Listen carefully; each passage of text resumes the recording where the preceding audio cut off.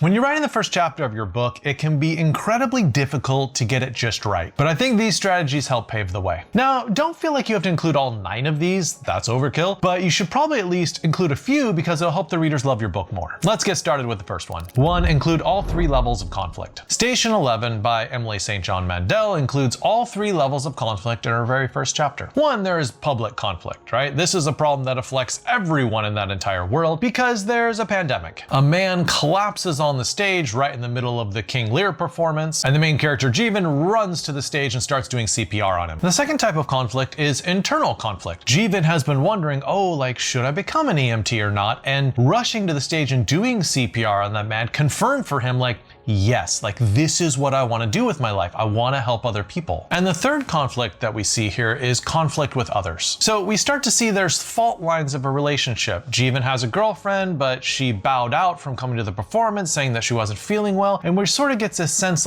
there's some tension between the two of them. So in your first chapter, if you only have 1 of these types of conflicts, or even if you have 2 of them, I think you're still missing an opportunity to have all 3 levels of conflict. 2, start with a decision. So in the Underground Railroad by Colson Whitehead, we have this wonderful first line. The first time Caesar approached Cora about running north, she said no. Okay, I don't think you realize how much work this line is doing. Let's unpack it. 1, this first sentence tells us the theme. Just from the phrase running north, we understand that this is going to be a book about slavery. 2, it creates automatic tension because we're wondering, will they try to escape or will they not try to escape? And then you also have the tension of, will they be caught? 3, you have conflict between the 2 of them. One wants to make the run, the other one doesn't. And also the phrase the first time is really important because it implies that there's going to be a second time when the answer might be different. Now this single line buys the author a lot of time so they can go into backstory, because the entire rest of the first chapter is all backstory about Cora's grandmother, how her grandmother was enslaved and transported. And then at the end of the chapter, we return to this Cora Caesar storyline, and this time she says,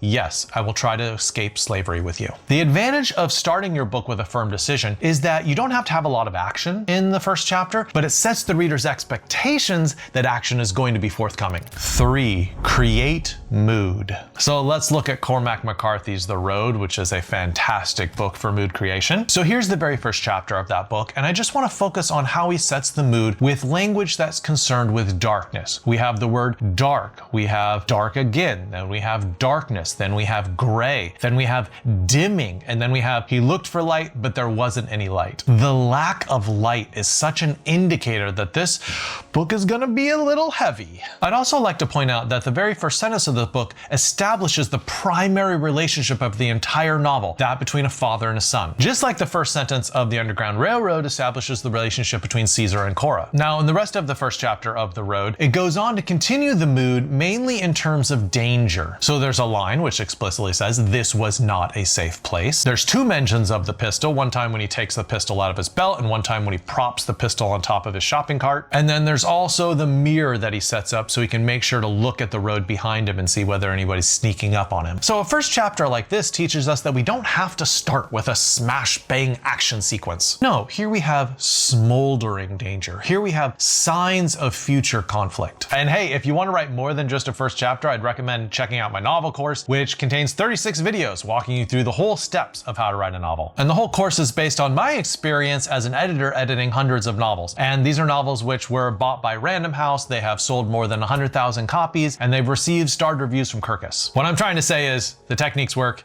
Take the course, you'll love it. 4, nail the theme. So Anne Patchett's Bel Canto is really a book about love. Specifically, it's a book about captors falling in love with the terrorists who capture them. So how would you start a book like that? Well, you start with a kiss. When the lights went off, the accompanist kissed her. So I find this is an interesting strategy to start your book with the theme first and then bring up the inciting incident. So about middle of the way through this chapter, the plot actually starts. You have the terrorists come in through the windows and the doors and storm the place and take everyone captive. And I'd also like to point out what happens at the end of the chapter. The end of the chapter is when the police arrive. And the end of the chapter isn't the police doing anything, it's just they pull up and they can see their emergency lights. I think ending with an arrival is a really good idea because it sets you up for the whole rest of the book. 5, start with world building. In Never Let Me Go, a book by Kazuo Ishiguro, he starts with dividing people into 2 categories: carers and donors. Kathy H., who is the first person that we meet, is a carer. And all we know from the first couple of chapters is she's been doing this for 12 years and that she gives to donors who recover quickly. So the world building that Ishiguro is doing here is that this is a world with clones, and these clones are donating their vital organs over time to the originals. But I have to say that there's a very slow rollout of this information. It isn't stated right away, it's not stated baldly, you sort of suss it out as you continue to read the book. And so I'd just like to say, you shouldn't feel the pressure to do all of your world building right at the very beginning.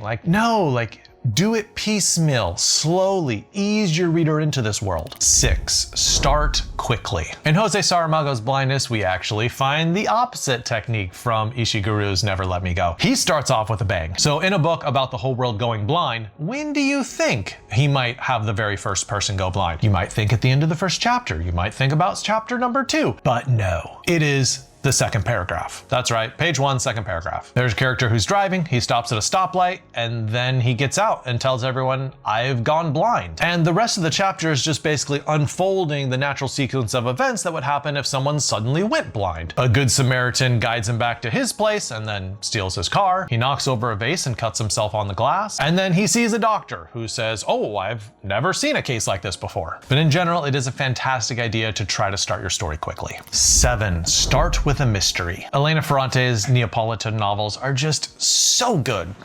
And the first one in the series, My Brilliant Friend, starts with a phone call. The caller says his mother is gone. She's been missing for 2 weeks. And he asks whether the mother is with the person that he's calling. Nope. And then the mystery intensifies because the woman that he called says, you know what, you shouldn't look for her. Oh. Huh. And then she tells him, never call me again. Now, this is very much a literary novel, but from an opening like that, you would almost think this was like a hard-boiled detective novel or like a thriller or something. I won't spoil the book by revealing what happens, but I will say the strategy of starting with some sort of mystery on the very first page of your book is a great way to start a book. And now it's time for number 8. And number 8 is ground the public in the personal. So at the beginning of Tom Perotta's The Leftovers, we have this worldwide mass disappearance of 140 million people. They just vanish up into thin air. No bodies. But that first chapter story is told through a single one who was left behind, Laura Garvey. And so this broad event is filtered through her consciousness, her talking to her kid about religion and why this event wasn't the rapture, how she deals with a world in which people just up and vanish, and then also how she ends up comforting people who had loved ones suddenly disappear on them. Sidebar, it's really a book and a series about how to deal with grief. But my larger point is the way into a big story is always through a small portal, a single person's experience of that event. So don't feel like you have to tackle the enormity of a worldwide event, just tell what one person did. And our last point is number 9, offer someone to root for. In Slumdog Millionaire by Vikas Swaroop, we get to know the main character, Ram Mohammed Thomas. And by the way, in the movie, his name was changed to Jamal Malik. But I like the first name because it shows that he's an everyman, right? The first name is Hindu, the second name is Muslim, the third name is Christian. But what I think the author does really well is he gives us lots of reasons from the very beginning to be cheering for this character. 1, we know that he's smart, right? He just won a game show. So we're like, oh, good job, buddy. Like, amazing. 2, we know that he's very poor and that the rich people resent him for being poor and still being able to answer all these questions. 3, we see that he gets arrested for 0 reason whatsoever, and that makes us sympathetic towards him. Lastly, he is tortured and they try to make him confess to cheating on the show, even though he did not cheat at all. So we like Ram right away. We are on his side, we are invested in the story, and we want to see him succeed. If you like this video and you want more information about first chapters, my book, The Linchpin Writer, has a whole chapter specifically on how to start the first chapter of your book, so I'd recommend getting that and checking it out.